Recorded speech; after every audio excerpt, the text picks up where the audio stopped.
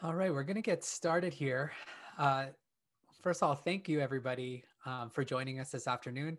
I know we had a couple of changes with the Zoom webinar link, and as I said in the email, we had a great overwhelming response to folks wanting to be a part of this webinar, and we convinced our bosses to say, hey, let us have more people. And so thank you. If you're here, you obviously found the link, the right link. My name is Justin. I am a community development officer with the Community Development Unit with Alberta Culture, Multiculturalism, and Status of Women. I'll be one of your hosts today, and I'm joined by my colleagues Leah, who you'll hear from in just a few minutes, and Phil, who is supporting the technology side of the webinar today. Welcome to the first of 3 Pivot online webinars. And this first one today, we'll be talking about virtual organizations and operating remotely. But before we begin, I'd like to just take a moment to recognize that this is the homeland of many diverse people in Alberta, including First Nations and the Métis people whose ancestors have walked this land since time immemorial. We're incredibly grateful to work, live, and learn on this traditional territory. Before we start kind of jumping into the webinar, we do have a brief message from the Honorable Minister of Culture, Multiculturalism, and Status of Women that we will share with you. Welcome everyone. I am beyond thrilled to introduce this webinar. The COVID-19 pandemic brought about unprecedented challenges, but with those challenges came some really unique opportunities. We have seen many phenomenal examples of how artists and nonprofits pivoted their work online. Even before the pandemic, technology had been changing and the way we do business. It's been happening for decades, but the pandemic has shown why it's so important that we learn to adapt in this new world. Change is never easy. That is why we developed a Pivot Online, a toolkit for artists and nonprofit organizations to help you work remotely and extend your reach in the digital age. I trust you will find this webinar and toolkit helpful and will learn some really useful tips that will help you reach your goals. And with that, I'm so happy to turn this over to our webinar hosts. Thank you. I guess I had to pivot and learn that if I mute, you don't hear the sound. So thank you for that. Some key facts. The Alberta nonprofit sector is a bigger economic driver than technology, restaurant, and retail trade, with more than 26,000 nonprofits employing 280,000 Albertans. It generates more than 5.5 billion in GDP annually. Specifically, Alberta's visual and applied arts and live performance industries generate about 1.3 billion in GDP and nearly 20,000 jobs annually. Really, the purpose of today and the 2 subsequent webinars in January is really to provide an overview of the Pivot Toolkit, to demonstrate some of the tools within and share the insights learned from individuals, artists, and organizations who have pivoted their work online, and provide information, resources, as well as inspiration to help organizations, individuals, and artists pivot some or all of their operations online. Really, the information presented in this webinar is at an introductory level. With that being said, the information presented and related materials are not intended to constitute legal advice, any rendering of legal concepts, consulting, or professional services of any kind. We simply want to share information with you that we think will be helpful as you navigate your organization through its online journey. So for your own organization-specific situations or questions related to the material we share, you may need to ask advice from professionals in that area if needed. If you have questions or thoughts throughout the webinar, we want to encourage you to use the Q&A function at the bottom of your Zoom screen, and we'll try our best to get as many as we can. Some folks don't have that functionality if you're joining us maybe through a web page. So feel free to use the chat box feature and you can connect with the host directly. Today, the session is also being recorded, and you will receive a link in your email when the recording is available. So feel free to share it with anybody or with organizations that you think this will be beneficial for. The agenda today, we're going to go through, as we mentioned, the Pivot Toolkit. Phil is going to put a link in the chat box. Most of you have probably already seen this because it was sent to you in the email. And happy to announce that there is also a French version that's been completed. You'll find it on the same page, but it's just currently in process of being uploaded to that page. We also have live closed captioning available for this webinar. So if you haven't seen it already, at the bottom of your Zoom screen, you can hover your mouse over the button that says closed caption, and then there's show subtitle.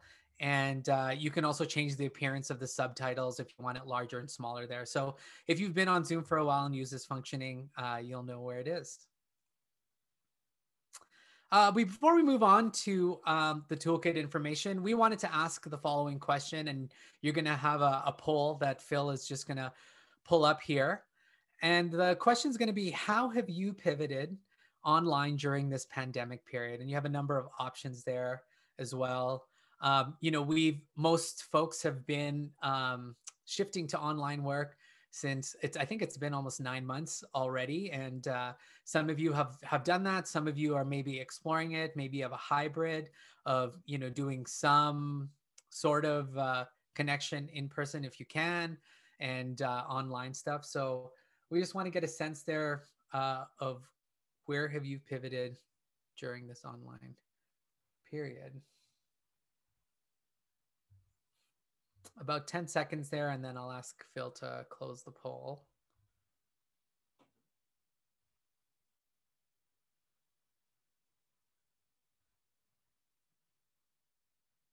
All right, you can close it, Phil. All right, many of you moved to some sort of operations remotely, programs and services specifically online, kind of typical of what we're seeing. Many of you also said that you ramped up your social media presence. If you haven't already signed up for our social media pivot webinar on January 4th, there's still plenty of room for that as well. Thank you.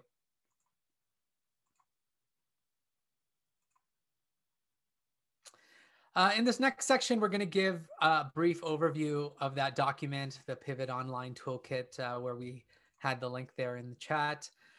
So we know among the struggles of COVID-19 came many phenomenal examples and insights for how artists, individuals, and nonprofit organizations pivoting their work online. So Albertans and organizations have integrated changes to how we work, how we collaborate, learn, and shop as a new norm. Technical and digital engagement will continue to be seen as complementary to in-person experiences, and some organizations continue to deliver certain services online in a different way. Really, the toolkit captures and shares the insights learned from artists and organizations and individuals who have pivoted their work online, and it provides information, resources, as well as inspiration to help artists and nonprofits pivot some or all of their online operations. It should be noted, and we did talk about this, that the toolkit is really basic information on a variety of options that folks can take. And the guide is definitely not exhaustive. Just like many things in technology, once you put something up, something new comes on. And many of you may have already pivoted to some other forms of technology throughout this time here. But we'll do our best to regularly update it. And we encourage you too to use the chat and the Q&A if you have a specific online, whether it's software or things that you've used to pivot your organization. Feel free to share that, and we're more than happy to be able to check that out, share the information with everybody else. Really, this webinar and the information is intended for really two audiences. There's a lot of arts and arts organizations, but as well as the broader nonprofit sector. So, if you are, not in an arts organization, that's okay, because a lot of the tools here are, we're looking at the sector in general. As you pivot online, you may find yourself using a variety of tools and software for online engagement, like Zoom, we're today. Keep in mind to reduce the risks, make informed decisions, and ensure your rights are protected. It's important to look at the company's terms of service, privacy policies, as well as security policies. Consider the policies around intellectual property, ownership, copyright, dispute resolution, consumer protection, and more. You as an organization, you may have some internal policies as well that govern your own risk management plans. So make sure you take a look at that as well to find alignment between what you're using as an organization and the software or program, if that aligns to a lot of the goals that you have. Finally, we don't go out and endorse or recommend necessarily many of the tools there. They're just options for you, for your individual and organization really to explore. If you haven't taken a look at the toolkit, this is the front cover here. And so really it's broken up into 3 sections. The first one really talks about success in a digital world as the largest section. And like the table states, it provides information and resources to help you consider your options to pivot your work online. And this section also includes top considerations that your organization may want to consider before pivoting online. Many of you indicated that you've kind of upped your social media presence already during this time. So whether it's doing that, live streaming, maybe you have an online sales that you're looking into, this section has many of those options covered. As I mentioned earlier, on January 4th, we're also hosting a webinar on success in a digital world where we'll have a deeper dive into the content. Part 2 looks at we're in this together. You've probably seen that terminology in many spaces. And really, it provides a list of supports that are currently available to help artists and nonprofits pivot their operations online. This support could be in the form of financial help, expertise and skills, maybe digital tools, as well as other community resources. And like I said, at the time of the writing and maybe to now, there might be some other financial resources that you have found online. Please feel free to share with us that so that we can share with the group. And the third piece there talks about pivoting with impact and how that was really developed to leave things on an inspirational note. And it never hurts to have more examples to emulate, especially if those examples are from organizations that are pivoting and doing well within their own communities. These examples range from providing virtual programming or services, live streaming, perhaps concerts or events, or running an online storefront. And then speaking of kind of that pivoting with an impact and some stories, success stories from what that looks like from fellow Albertans, we will be able to hear from Amanda at Volunteer Lethbridge after this next slide. So Volunteer Lethbridge has established a strong reputation as leaders in the voluntary and nonprofit sector. Their needs have grown and evolved over the years to meet the needs of member agencies and individual volunteers in the community. Amanda is the executive director of Volunteer Lethbridge. The organization exists as a support network for both volunteers and nonprofit organizations to help them build capacity and thrive. They accomplish this through connecting volunteers with ideal volunteer opportunities and giving nonprofit organizations the help they need to run effectively. Amanda has a devotion for bringing people together, which inspires every aspect of her work.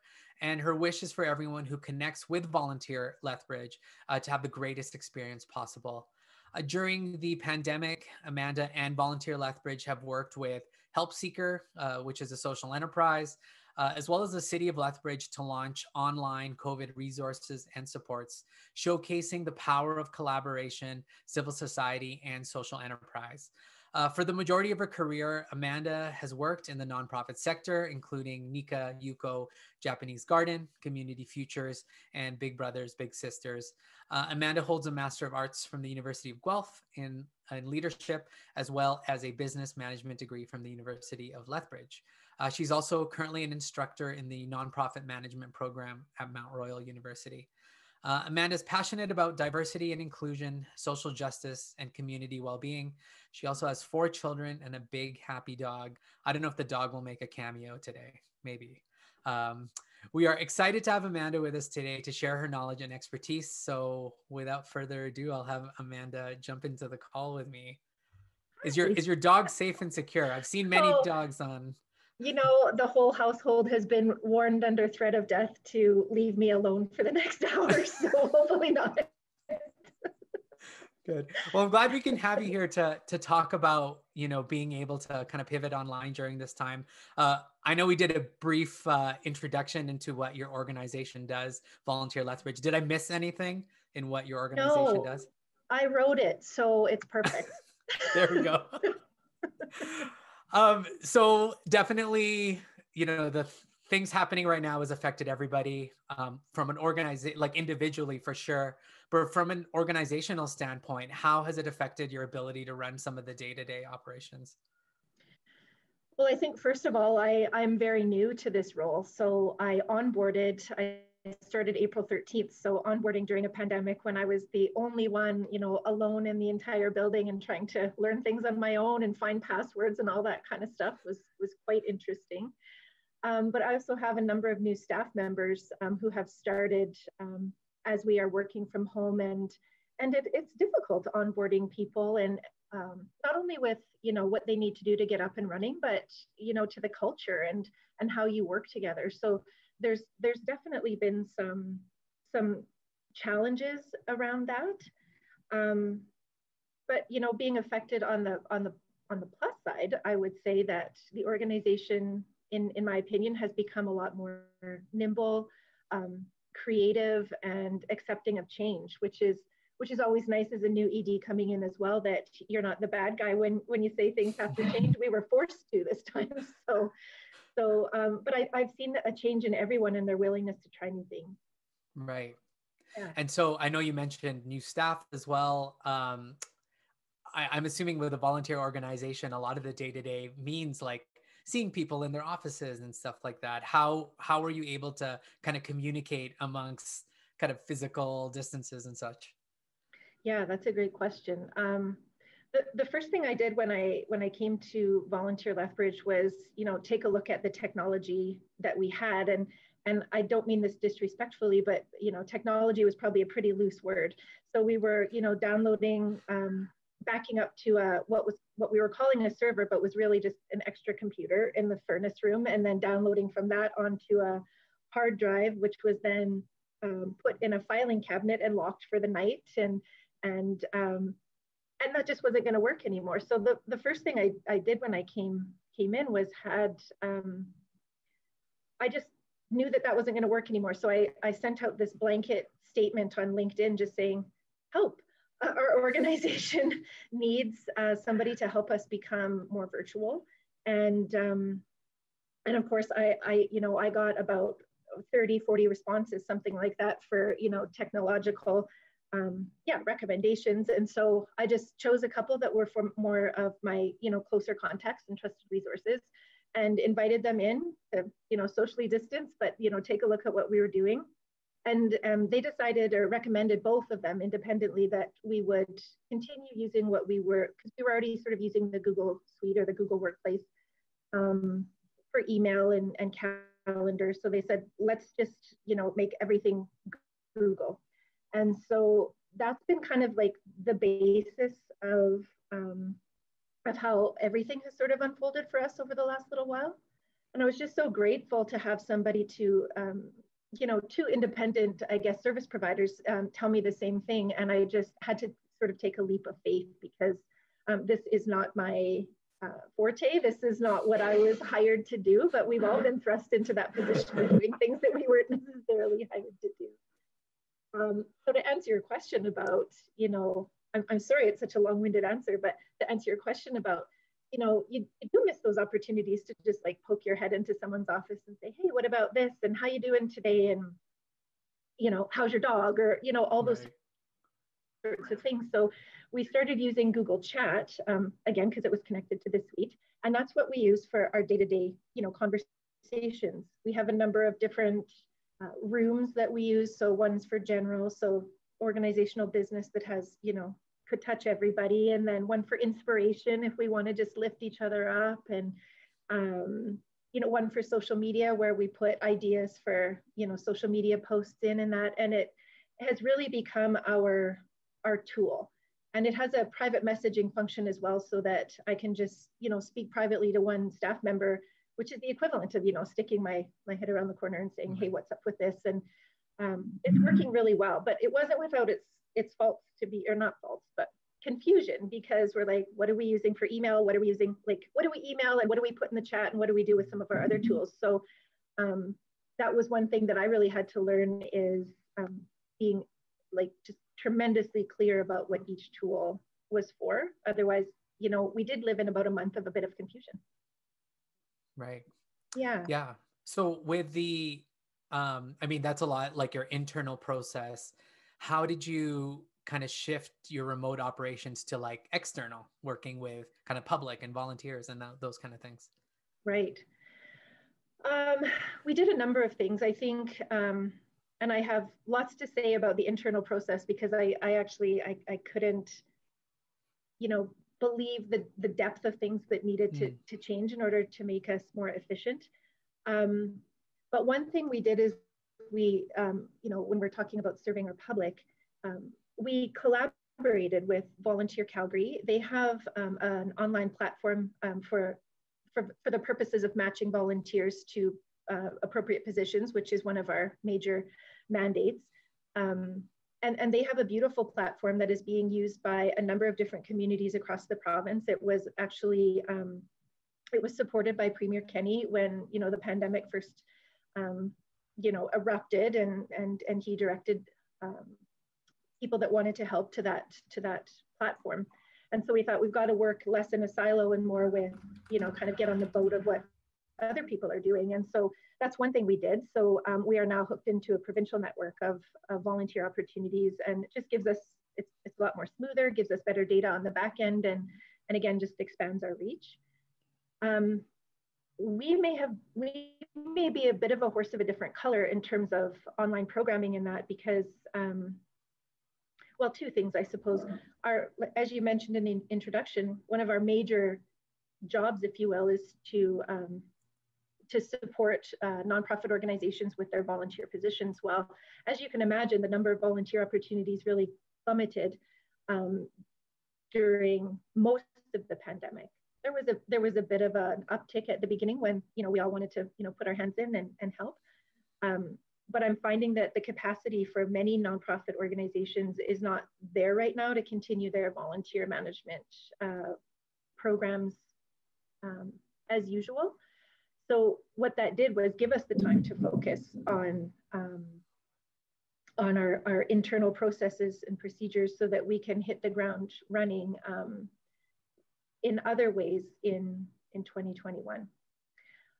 Other ways will include, more of those online workshops and educational opportunities that Volunteer Lethbridge is also known for to support our members. But if I can just go on, if you don't mind. Oh yeah, go. The other thing that, Volunteer Lethbridge did while we were trying to support our members, not really sure how do we help you without bothering you right now? And there's just so much coming down. So there was a bit of uncertainty around that. But we also were, through our involvement with the City of Lethbridge and Help Seeker, which you've already referenced, we recognized the tremendous issue of loneliness and isolation happening in our all of our communities, which is honestly, it's not a new problem, but COVID has really laid it bare and exacerbated it. And so we created a program to match volunteers with mostly seniors at this point who are identified or self-identified as feeling that way, to give them a call every couple of days and just have a talk and see what they need and potentially make referrals. So I do understand that this might not be as applicable to some of your audience members today, or those people that are listening, but I think programs like that we've looked at that are completely different than what we've done before just show, as I've mentioned before, the benefit of being able to think more creatively and innovatively. Right. Yeah, I want to plug that Volunteer Connector site that you referred, as well as a resource actually available to all Albertans who want to volunteer or looking for volunteer opportunities. So Volunteer Connector, maybe Phil can find a link and throw it in the chat there for them to look at. I know you mentioned this with the home or remote locations, and I know in our toolkit we talk a lot about being able to do that. I know at this point a lot of people, you know, I'm clearly at home working from home as you are. What are some lessons that you and your staff have learned from that experience?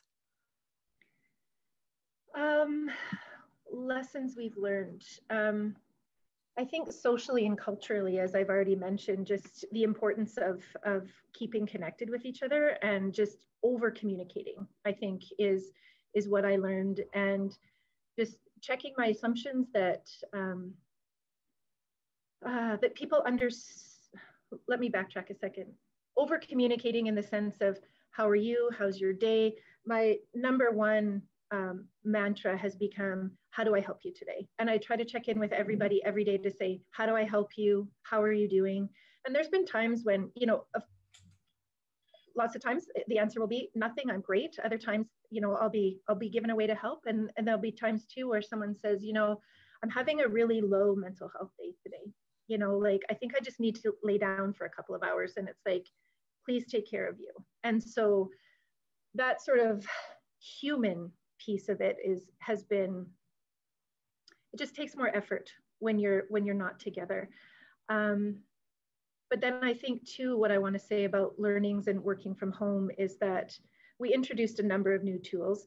I mentioned to you that the Google Suite or Workplace is something that we were already using, but it still had a lot of learning to use the, adaptations or apps that were attached to it that we hadn't used before. But we also, we were really kind of slapped in the face that, you know, we didn't have a project management tool. And while that, in retrospect now, I would say that's dangerous, even if you are all working in the same office, not to have something that's helping you manage your work. It certainly does become more unwieldy when you're at home. And we also, we had a customer relationship management software, like a place to you know, capture all of our volunteers and our donors and that sort of thing. But there really hadn't been a focus on keeping it clean and up to date over the last little while. So we really had to, you know, put some effort into learning the new project management software, into, you know, being in the habit of entering our new or renewed or relationships in the software. And because I think I was mostly the one doing the work behind the scenes, it was clear in my mind what each was for, and each had a distinct purpose and function. And I really was quite foolish to assume that, you know, cursory brief conversations with staff in staff meetings was enough for us all to be on the same page and understanding. And I really made some bad assumptions about various staff and volunteer levels of technological comfort and understanding. So that was a huge learning and has caused me a couple of headaches along the way, but, you know, just really good learning too. Right. Yeah. Yeah. And that's, you know, I'm sure moving on, whether it's project management platforms or whatever, like the options are endless potentially. Yeah. How did you actually kind of take a look at, you know, something like Google Workplace and go, this is something that could work for our organization? Did you have some sort of way to help you make those decisions on what worked and what didn't for your organization? Yeah. Well, like I say, the first thing I did was ask for help, which was confirming, you know, because we already had, you know, gone down the path of the Google Suite. And so it was also efficient for us to keep doing that. And if the tech service provider said that it would work for us going forward, I just, you know, had to trust that that was the case. And then that was actually, you know, in retrospect, not to say that things won't change or we won't change our minds 6 months from now on something, but that gave me a lot of comfort moving forward, because then when I was trying to choose other tools that we needed, my number one criteria was whether they would integrate with the Google Suite. And so that narrowed things down significantly for me. And then I spent, you know, I wasn't willy-nilly, but I didn't spend, you know, a ton of time. I would look at like the top 3 recommended and see their ratings and the feedback, and, you know, run it by the staff, and, you know, do the free trial for 7 days. And then we went for it. So there wasn't a lot of wailing and gnashing of teeth actually attached to making those decisions because of that. And some things didn't work, like for customer relationship management, CRM, we had been using Salesforce. And we had, before I had come on board, the previous team had played around a little bit with Keela, which is another CRM. And so we thought, okay, well, let's just commit to one. And so we decided to commit to Salesforce, and, you know, we were ready to let our Keela subscription go. And I just like could not for the life of me find, I mean, such a beast, Salesforce. It does everything but bake bread, you know?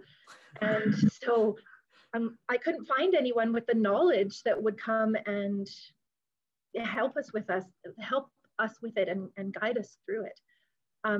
So eventually I just said, like, Salesforce is the S word to me now. I don't want to say it anymore. And let's just really do a deep dive into Keela, which just seemed to me as a newbie to the organization to be a lot more simpler and easier to navigate. But boy, did I get pushback. You know, it's not going to do what we want. We're trying to fit a square peg into a round hole. And I just thought that might be the case, but let's keep pushing a little bit more. And I hired somebody, a summer student actually, to really become familiar with it and the project management software that we had chosen. So that we, at the end of the day, if it didn't work out, we could say, okay, it really didn't work out. It's not just that we didn't understand how to use it. And while it's not perfect, it is, it's really working. And so, like I say, not that we, you know, I reserve the right to change our minds in 6 months. And I'm more than willing to say that, you know, maybe it wasn't the right thing, but right now it's working really beautifully. But lots of pushback. And I had to just sort of, you know, allow those frustrations, and then also say, but we have to commit to something. And if we start over with something now, we're putting ourselves back 6 steps when we're not sure that this isn't going to work. So yeah, it was an investment of time for sure. Yeah. And I think you said it too, with, especially during this time, understanding as well the technology comforts at levels that your staff have, right, to new technologies. I know a lot of these things offer at first, you know, free trials to try it out and so on. Things like financial consideration. Did you find that looking at whether it was, you know, CRMs or project management tools, did you find that the cost for them, especially for nonprofits, did you find that it helped worked within your budget? And I'm sure some were also very expensive. Like, where did you find kind of a middle ground on costs? That's a really good question. You know, I started with the free trials. And I think, what's a good example? Asana is probably a good example. And that is the tool that we're using for project management. And it starts free, of course, which is lovely. And you know, kind of get the feel for it and get used to it. And then you think, you know, I got these notifications saying, hey, if you upgrade your subscription, excuse me, it will do this. And it's like, oh man, I can't live without that. Like, we must change.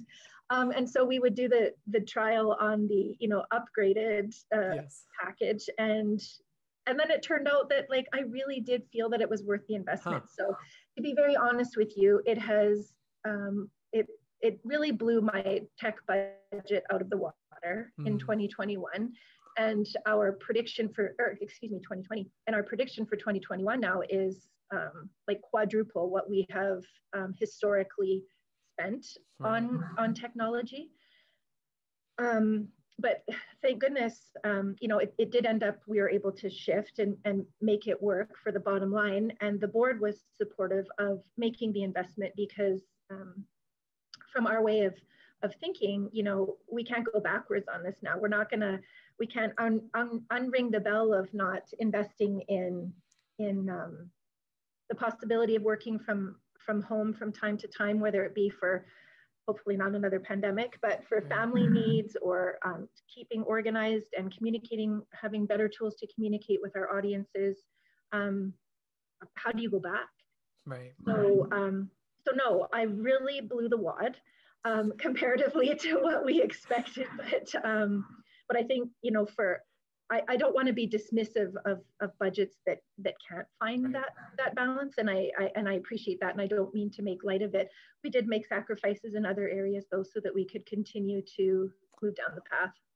Good, yeah, and that's encouraging to know too. Like I mean, I'm hearing, hey, take advantage of those free trials to actually see if something aligns with the work that you're doing.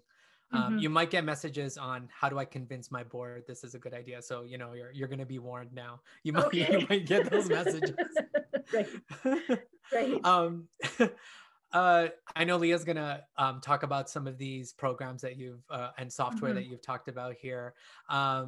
Is there anything, you know, I know you mentioned some of the programs already that for your service users, for volunteers that you delivered during this time.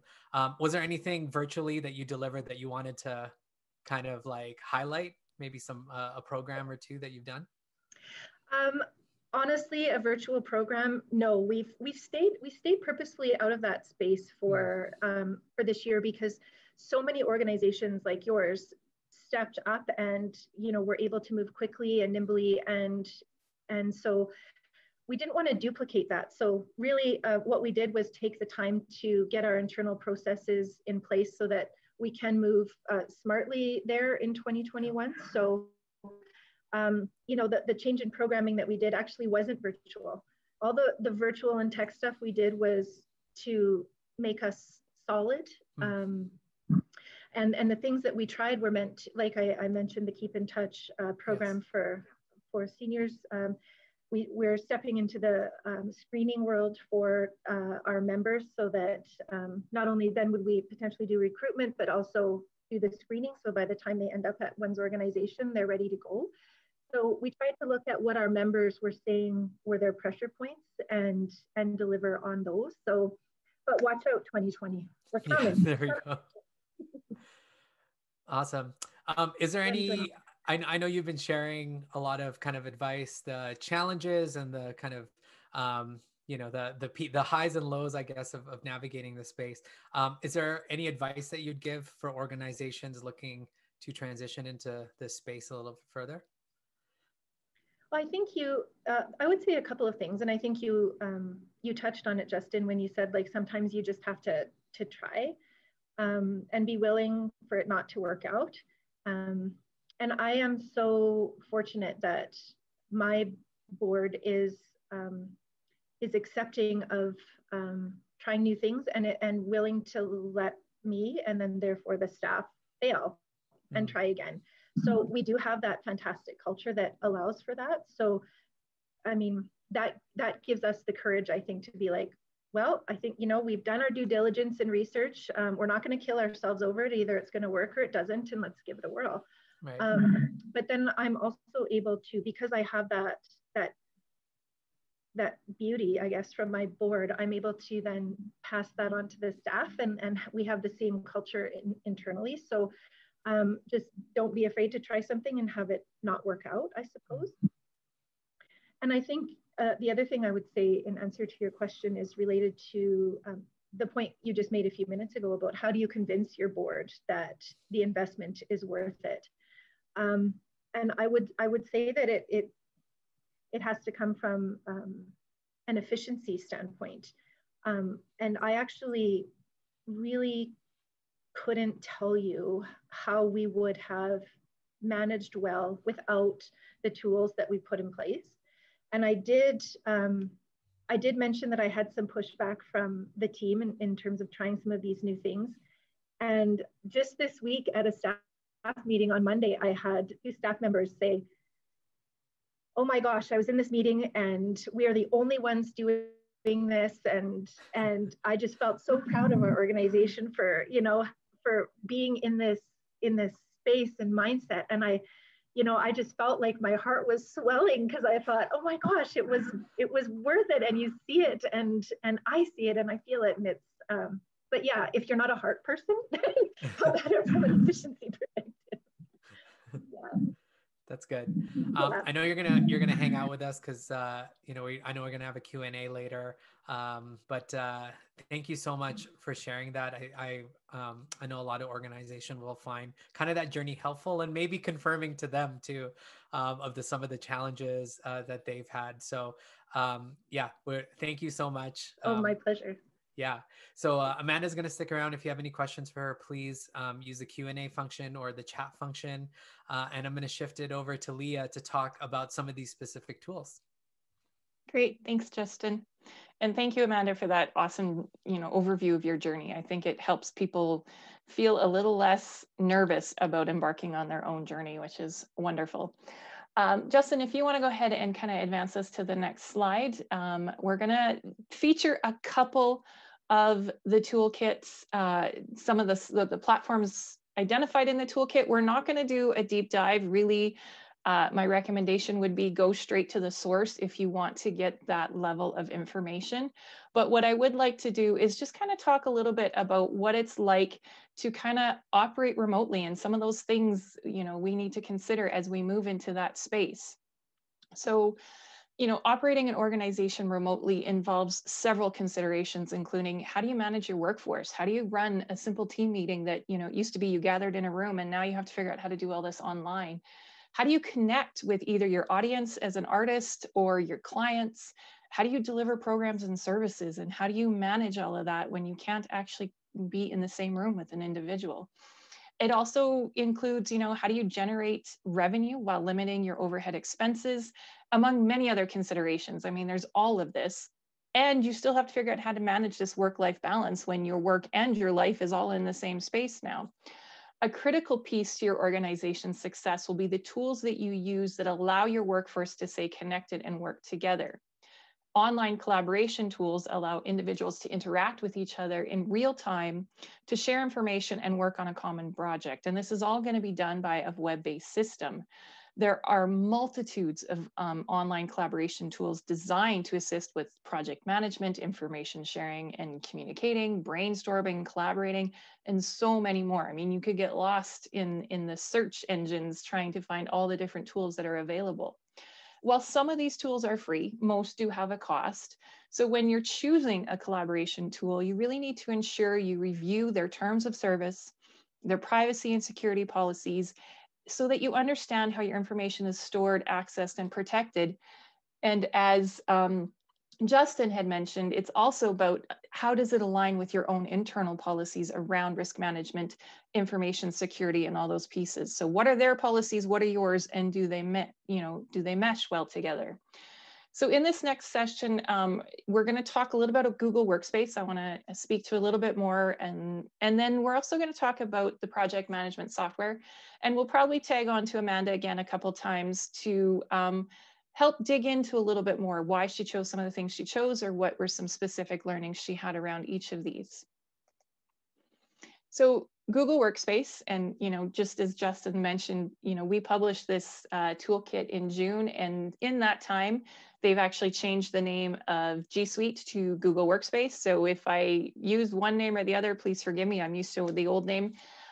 But it offers a variety of free online products, many of which we're familiar with. I mean, probably many of us have a Gmail account or have used their calendar, maybe took advantage of the Google Drive to, upload files and share them with someone else. And they also have Google Meets, which is, it used to be Google Hangout. So it's a place you could connect with people and have, virtual meetings. And they also have a number of collaboration tools like Google Docs, which is kind of their equivalent of Microsoft Word, Sheets, Slides, and Forms. That let people work together in real time, which makes it easy for multiple people to be working in the same document at the same time, sharing real-time edits and other information. So Google's collaboration tools are similar to traditional formats, like I said, Word, Excel, PowerPoint. So for many of us, they're quite intuitive if we're trying to make that shift from one platform to another.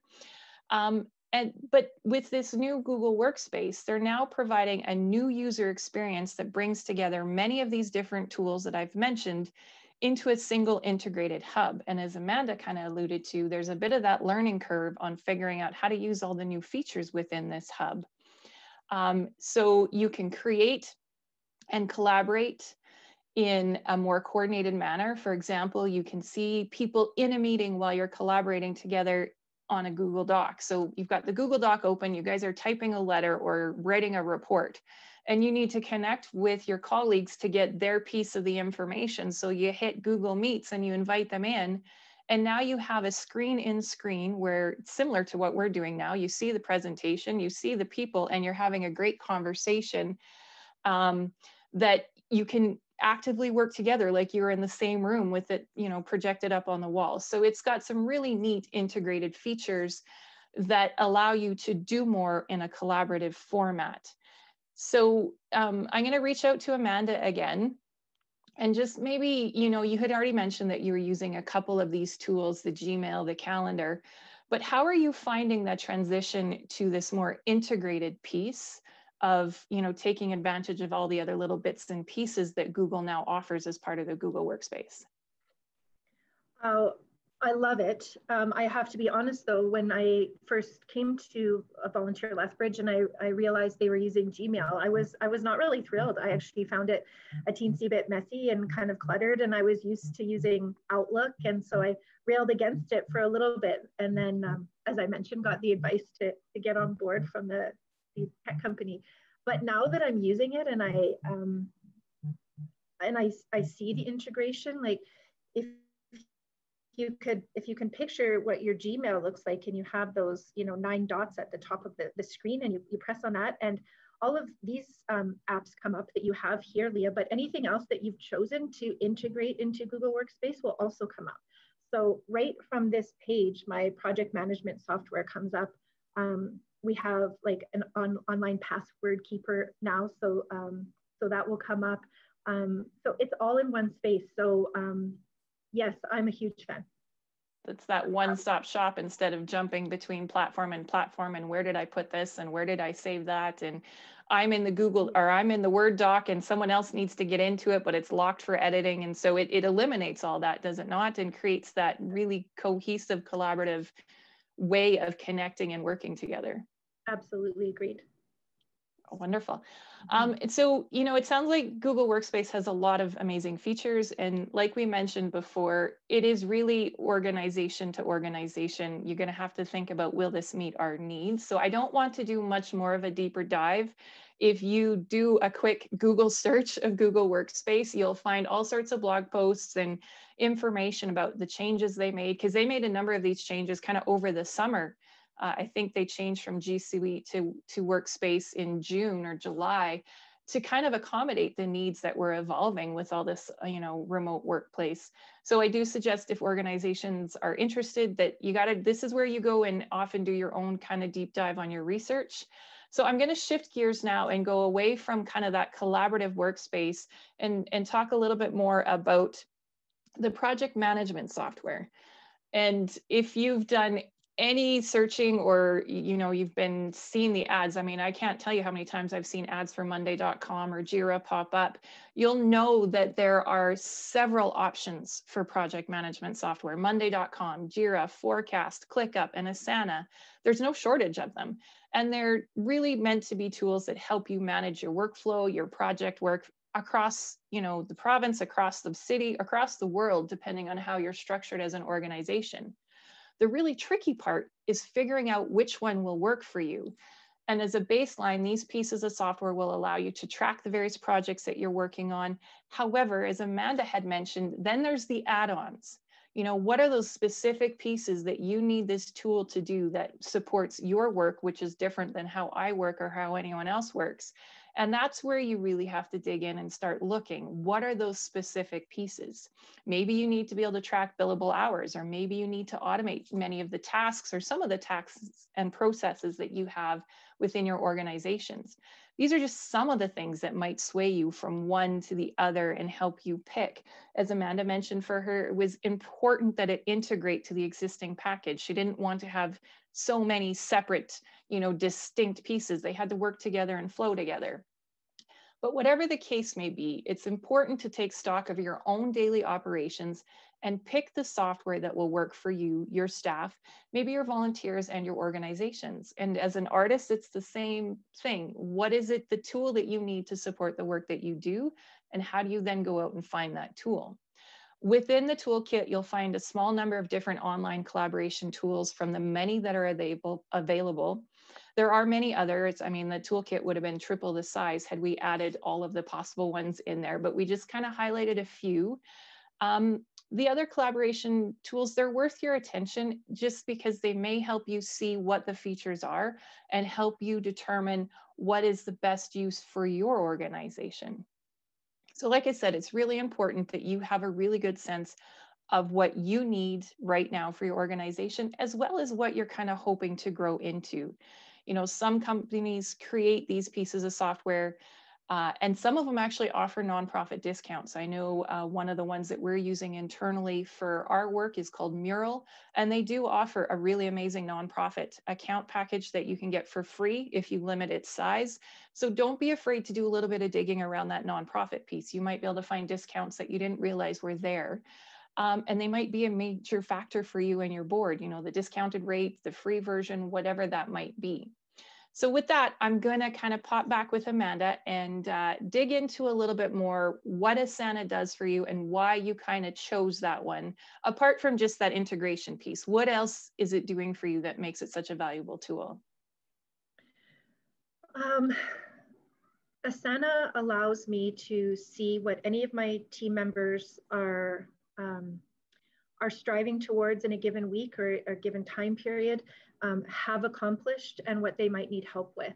So it also allows me to assign work very easily. So if I'm going through my messages, for instance, and I see that, you know, the board wants a certain financial report by the end of the week, I can pop right into Asana and assign that to the office manager without having to forward her the email. What we're really trying to avoid with is cluttering up our inboxes with all of that communication that would often happen in person on site with an email, because things get lost so easily.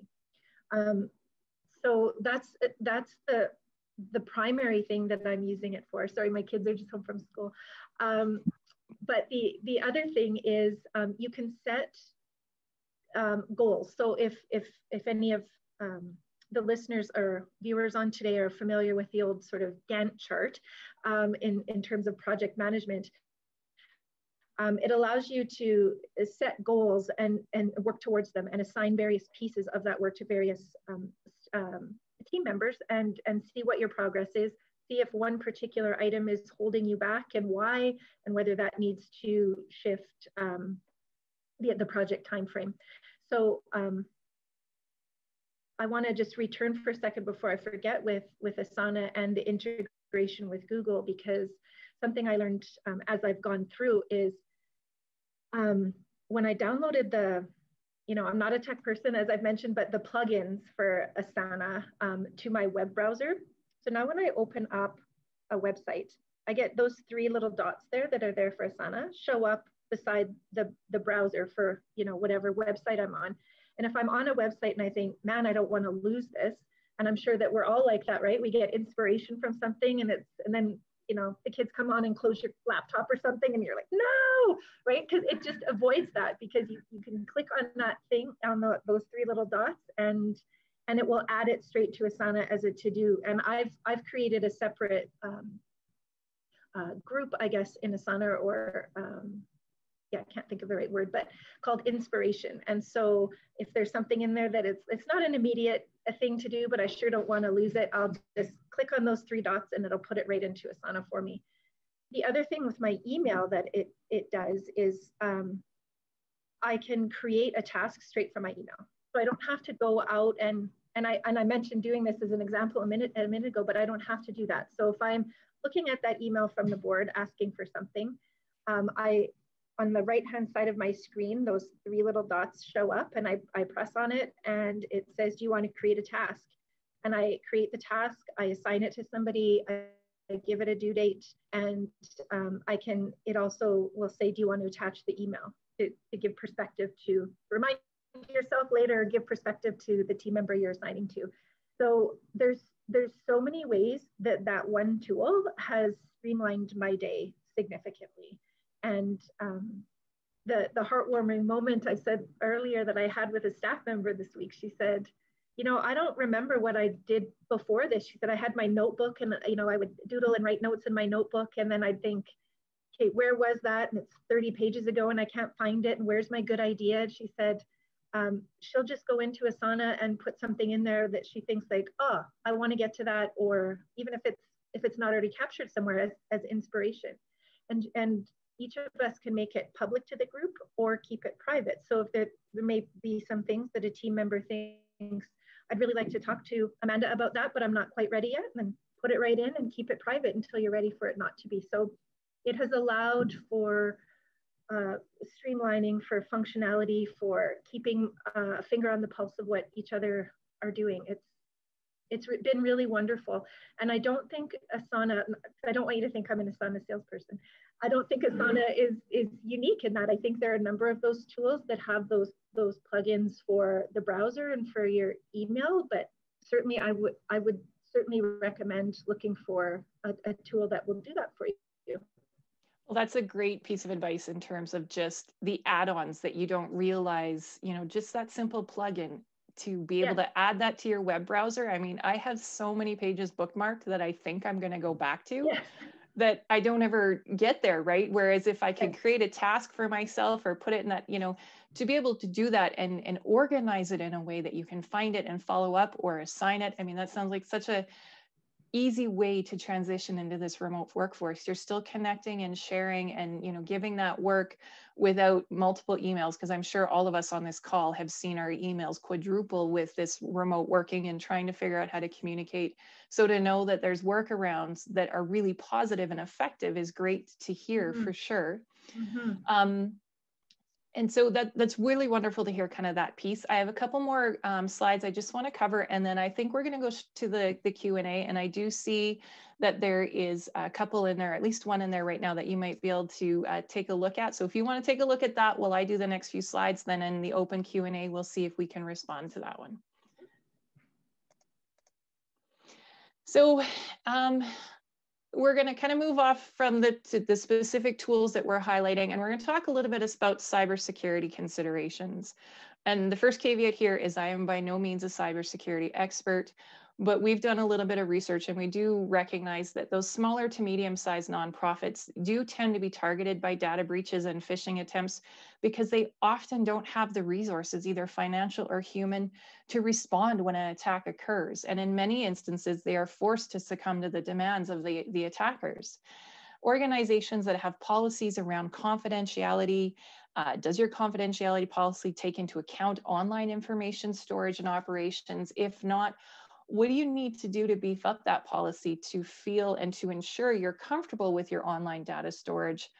And the other thing you may need to look at as an organization is liability insurance. And does your current insurance policy cover such situations as loss of data or information breaches? And if not, it's probably a good idea as we continue to look at how we shift and move remotely to really dig into a couple of these pieces and do it at the front end before it's too late, right? So checking your policies as you're starting to explore which tool you might be using and digging into, and, you know, even if you have to reach out and talk to an account exec directly for these platforms to say, what is your data security? How are you securing your information? You know, how do you protect it? All those pieces so that you have that level of comfort that you need when you want to then move into that online place and start, you know, using that online format and platform. Some examples that we want to kind of share for you, the National Council of Nonprofits in the US also notes activities like conducting any kind of e-commerce on your website, things like processing donations or event registrations, storing and transferring of personal identifiable information about anyone.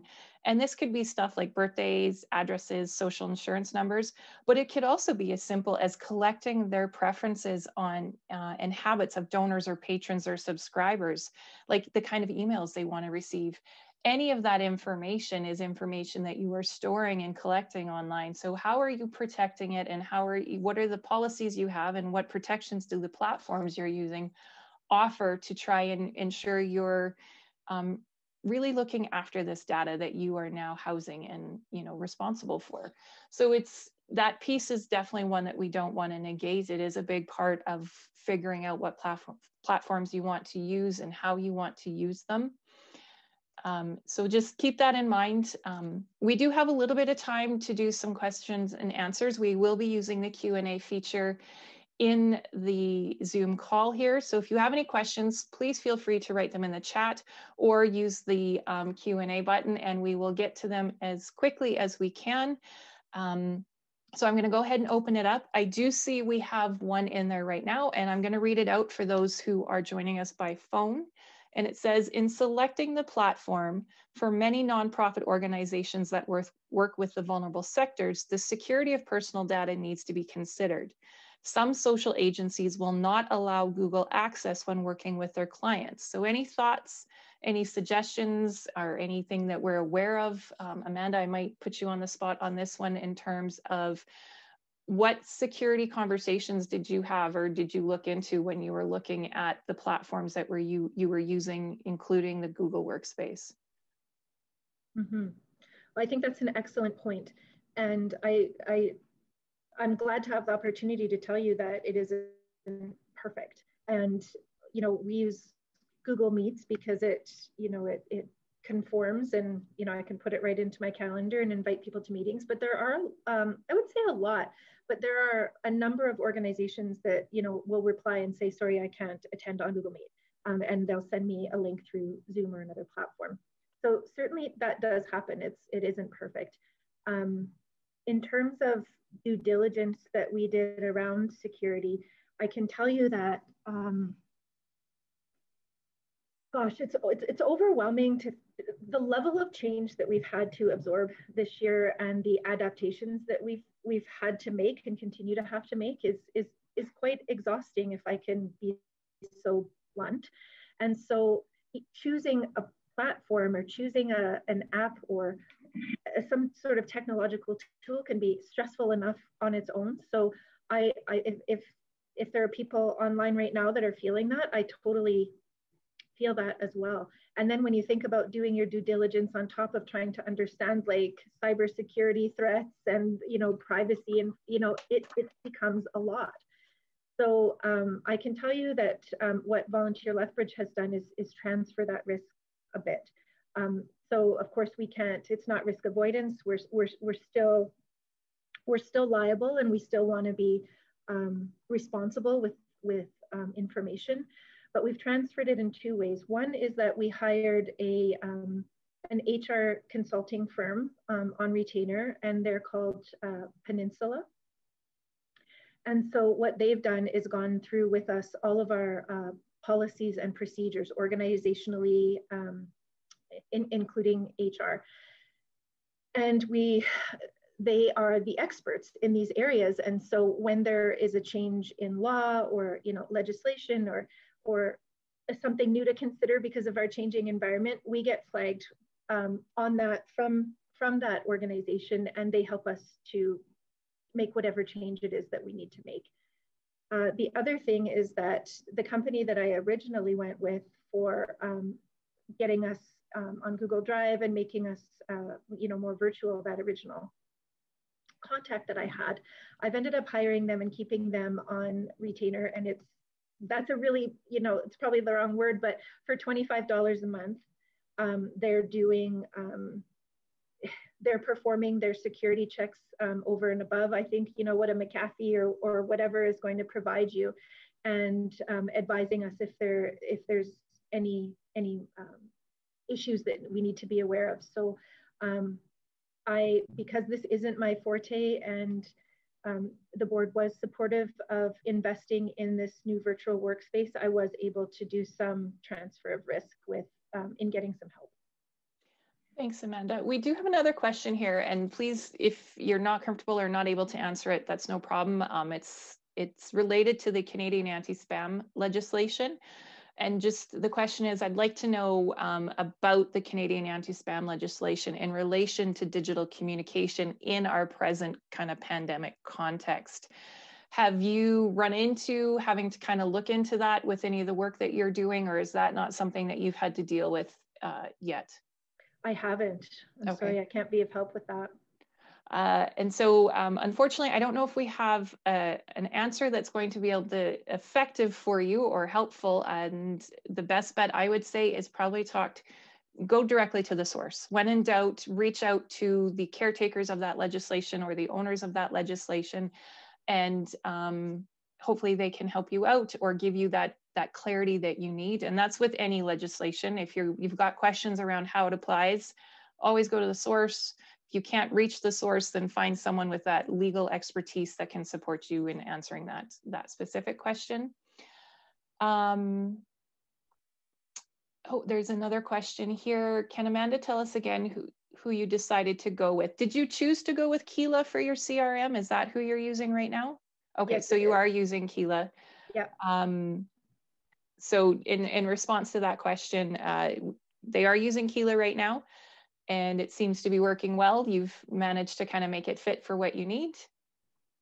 Absolutely. And you know, we've bumped up against that threshold of context now because we're doing so well in cleaning up the data that it's going to cost us a little bit more. So it's like, be careful what you wish for a little bit, but yes, it's working really well. Okay, great. That's great information. I don't have any other questions at the moment, so we'll just give folks a few minutes to see if they've got any other ones that have come up. We did get a comment in the chat box that from one of our participants that they've been kind of Slack is interesting and worth kind of taking a look at in terms of that coordinated of information and organizing conversations. So that's also one that others have looked at and potentially used. There's a lot of love for TechSoup in the chat as well. Yes. And so if you're a nonprofit and you haven't checked out TechSoup, some of the things that you were alluding to, Leah, earlier in terms of nonprofit pricing for some of this, some of these software. And I did see in the chat that Asana does offer some pricing through TechSoup. That's nonprofit great. Pricing. So for those who don't know what TechSoup is, it's a large organization that tries to help nonprofits access technology at a discounted rate. And that's a really, really quick in a nutshell description. But if you are looking at technology or looking for some help around technology, you may want to reach out to TechSoup. We do have a question in the Q&A around Google Workspace and the cost associated. So I believe there's certain Google apps or Google features that are free to use. Like anyone can log in and get a Gmail account and have access to Google Docs or Google Drive. There's limited access, but my understanding is the Google Workspace, that integrated piece, there is a cost associated to that. Is that correct, Amanda? Yes, if I remember correctly, and please don't quote me, but a certain number of seats are, so staff members or volunteers are no cost. And once you get above 5 or something like that, I think then you pay per seat. So we have 9 team members right now, and I think we're paying about $65 a month, somewhere in that neighborhood anyway. Okay, thank you. And there's also a comment in here that you can also apply to Google for nonprofits and not have to pay for the suite. So there's also those opportunities. And then there's another comment that was shared that Microsoft also has a nonprofit program, which I think exists outside of TechSoup, which this person absolutely loves. So there are a lot of platforms that recognize the cost is prohibitive for nonprofits. And so definitely reach out or dig into, it might be hidden somewhere in their website when you're doing your research, but definitely dig in a little bit and see if they offer anything for nonprofits, or reach out to them and ask. It might be that simple, and it may be a great way to try and access some of these platforms at a discounted rate.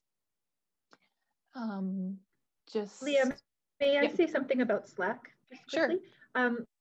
The city of Lethbridge, as a community, we've had some really great, we've used Slack really, really well so outside of my own organization, we're using Slack as a community to to put up information so far as it relates to COVID, right? Like new grants that are coming available, or resources or programs that people are starting. And it has been amazing in terms of helping our community collaborate better, and service providers. So yeah, it was started by the Senior Citizens Organization right as the pandemic was unfolding, and I don't see it going anywhere. It's been a tremendous tool for a community. So I see how that could work so beautifully for any community of practice or a special interest group, etc. Like, just a great communication tool. Thanks, Amanda. That's great.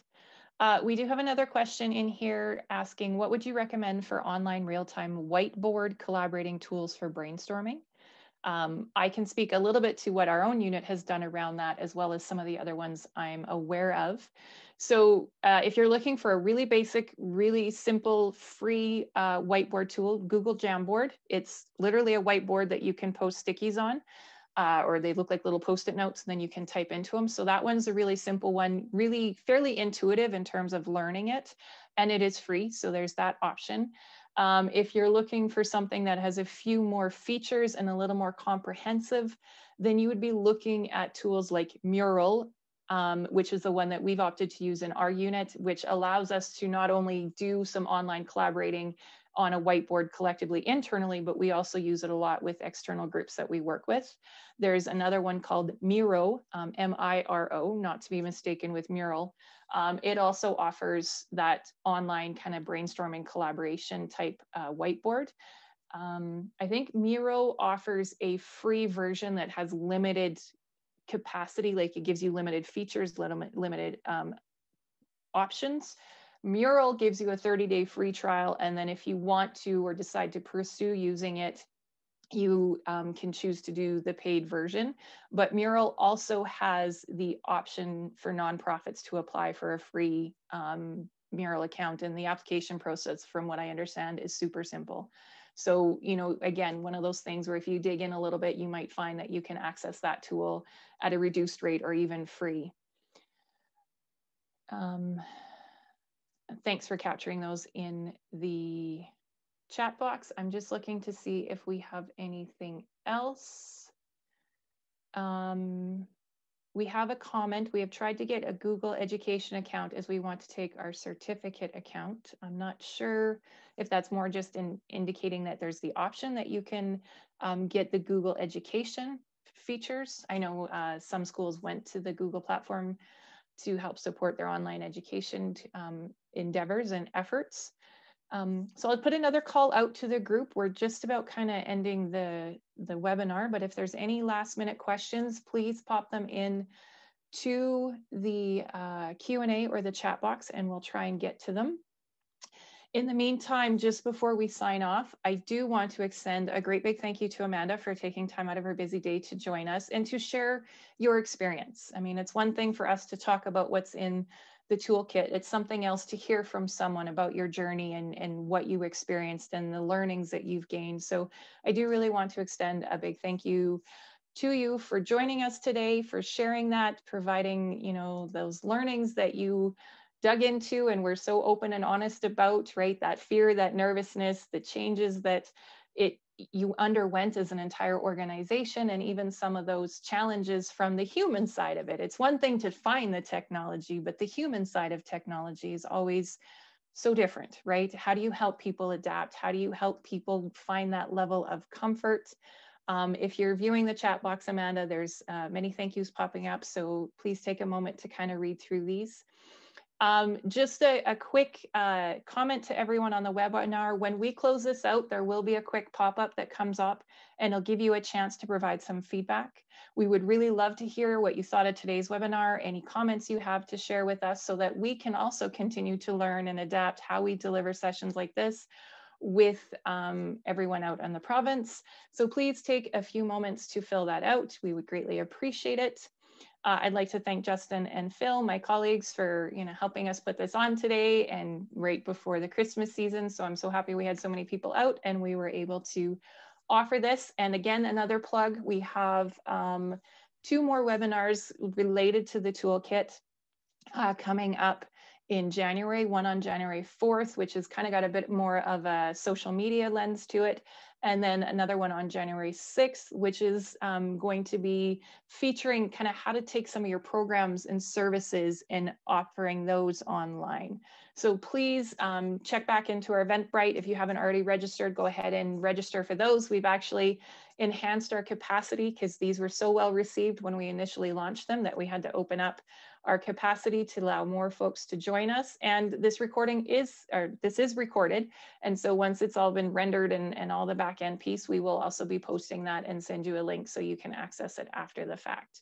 So with that, I'm going to bid everyone a final farewell. As soon as we end this meeting, that pop-up will come up for you to respond to the quick evaluation. And we wish everyone very happy holidays and safe holidays. And we look forward to seeing most of you hopefully back again in January. Bye, everyone.